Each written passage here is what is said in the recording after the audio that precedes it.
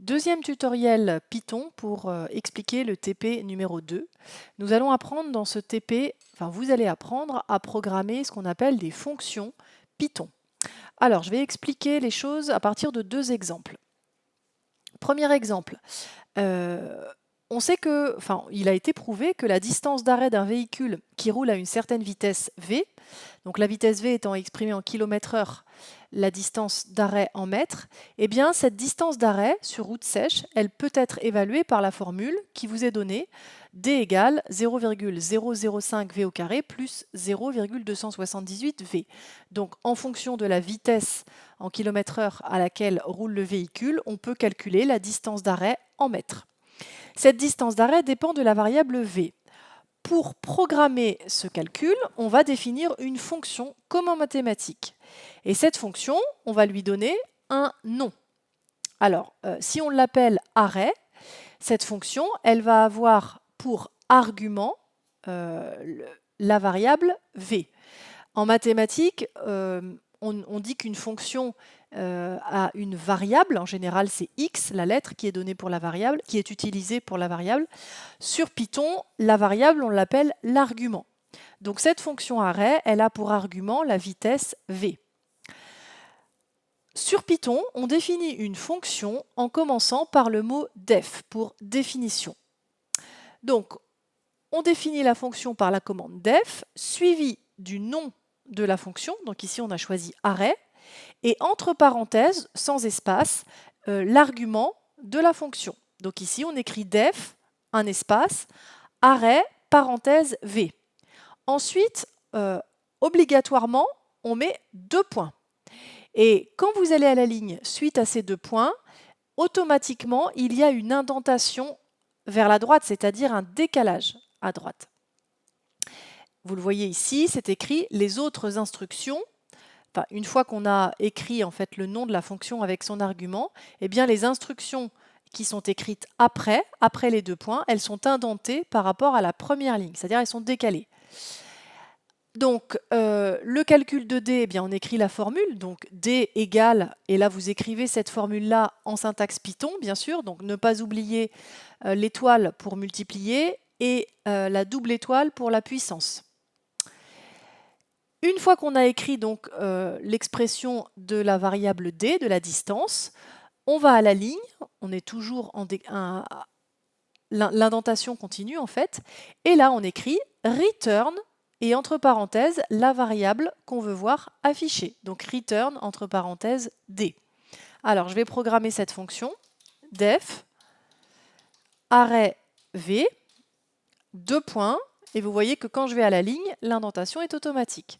D égale 0,05, n'oubliez pas que la virgule des nombres à virgule, c'est le point, fois V étoile étoile 2 plus 0,278 fois V. Return, et entre parenthèses, return D. Voilà, là j'ai programmé ma fonction. J'exécute. Rien ne se passe. C'est normal parce que je n'ai pas encore donné de valeur à la vitesse. Alors, pour calculer la distance d'arrêt d'un véhicule qui roule à 90 km/h, il va falloir attribuer à l'argument v la valeur 90. Et pour ça, je vais dans la console.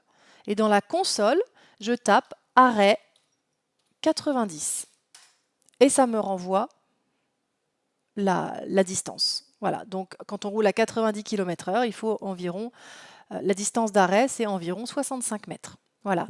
Par contre, si vous oubliez d'exécuter, une fois que vous avez tapé votre fonction, que vous avez programmé votre fonction, si vous oubliez de cliquer sur la flèche verte, donc d'exécuter, quand vous tapez le nom de la fonction ici, si vous tapez arrêt 90, vous aurez un message d'erreur parce que le logiciel ne connaît pas cette fonction si vous ne la validez pas.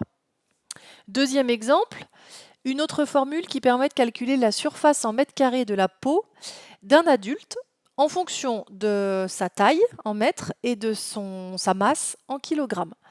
Donc ici, on a deux arguments, la taille de la personne en mètres et son poids, sa masse en kilogrammes. Donc, je donne un nom à ma fonction. Ici, je l'ai appelé surf, pour surface en fait. Donc surf, et entre parenthèses, je mets mes deux arguments séparés par une virgule. Et là, vous voyez, je mets directement return et la formule. Comme ici, j'aurais pu directement écrire return, hop, et mettre cette formule. Comme ça m'économisait une ligne. Voilà, je peux aussi l'écrire comme ça revient au même. Alors, je vais programmer cette deuxième fonction.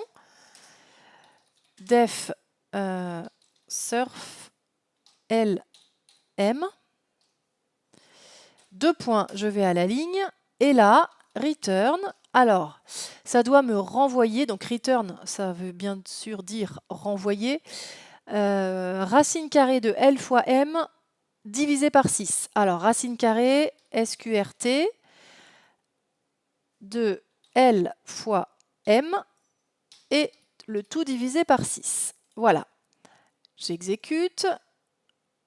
Mais vous savez que la fonction SQRT, si vous vous souvenez, elle se trouve dans la bibliothèque math. Donc, il faut l'importer pour pouvoir l'utiliser. From math, import, SQRT. Si je n'écris pas ça, ça ne peut pas fonctionner. Voilà, là j'ai tout exécuté. Donc normalement ça va marcher. Si je demande la surface de peau donc d'un adulte de 1,80 m et 75 kg, eh bien je vais taper surf de 1,80. Attention, hein, ce n'est pas une virgule, c'est un point.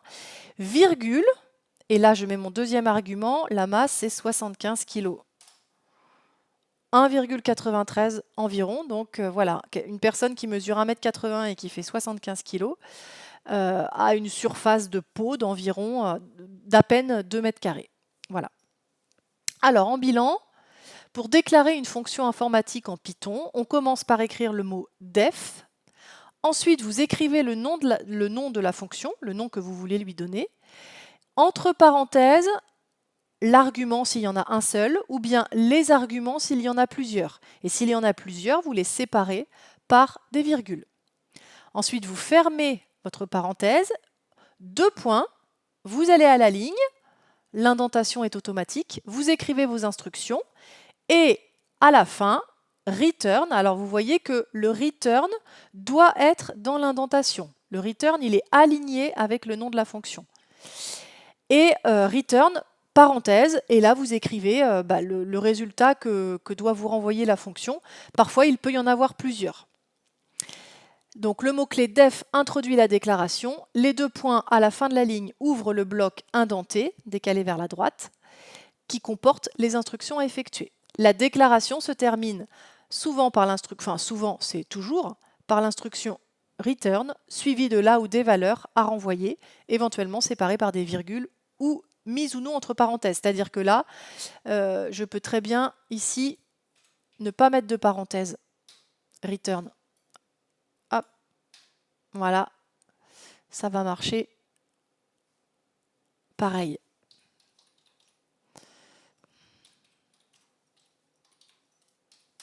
Voilà. Remarque, je l'ai dit, le fait de taper les deux points, puis d'appuyer sur Entrée pour passer à la ligne, provoque l'indentation automatiquement. Si vous oubliez les deux points, voilà, vous avez des traits rouges. C'est souligné en rouge, donc ça veut dire que vous avez fait une erreur. OK ? Ensuite, deuxième remarque, lorsqu'on exécute une fonction après l'avoir écrite dans l'éditeur, rien ne se passe, c'est normal. C'est ce que je vous ai dit tout à l'heure. Pour obtenir un résultat par une fonction, il faut appeler cette fonction dans la console. D'accord ? Si vous ne l'appelez pas, il ne se passe rien.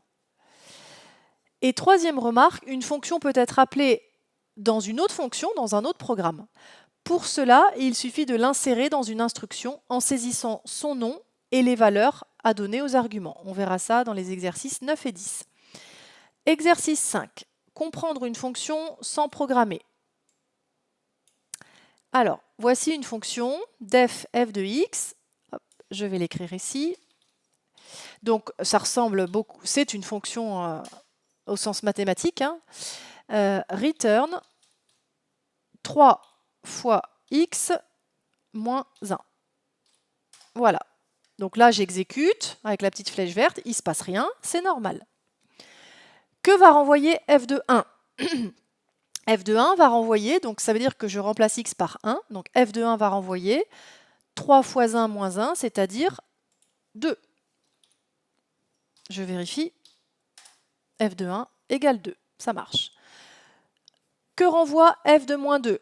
On remplace x par moins 2, on obtient moins 7. C'est exact. Que fait cette fonction Python? Alors cette fonction Python, qu'est-ce qu'elle fait? Elle calcule l'image de n'importe quel réel x par la fonction 3x moins 1, par cette fonction affine 3x moins 1. Donc là, vous complétez les pointillés. Que fait cette fonction Python? Elle calcule l'image de x par la fonction 3x moins 1. Autre fonction, def, je l'appelle affine cette fonction, et elle a 3 arguments, a, b, x. Et cette fonction, elle va retourner ou renvoyer le nombre a fois x plus b. J'exécute. Donc combien a-t-elle d'arguments? Je l'ai déjà dit, elle a 3 arguments, a, b et x. Quel sera l'affichage si on demande, ou si on appelle plutôt, affine 1, 2, 3 dans la console? Eh bien, on va le faire ici, affine 1, 2, 3. Elle nous renvoie 5. Alors, comment est-ce qu'on peut le trouver, ça? Par le calcul. Si je tape affine 1, 2, 3, cela signifie que l'argument A prend la valeur 1, l'argument B prend la valeur 2, et l'argument X prend la valeur 3. Autrement dit, le logiciel fait le calcul 1 fois 3 plus 2. 1 fois 3 plus 2, ça fait 5. Voilà. Donc cette fonction qui s'appelle affine, elle permet de calculer l'image d'un nombre x par une fonction affine dont le coefficient directeur est petit a et l'ordonnée à l'origine petit b.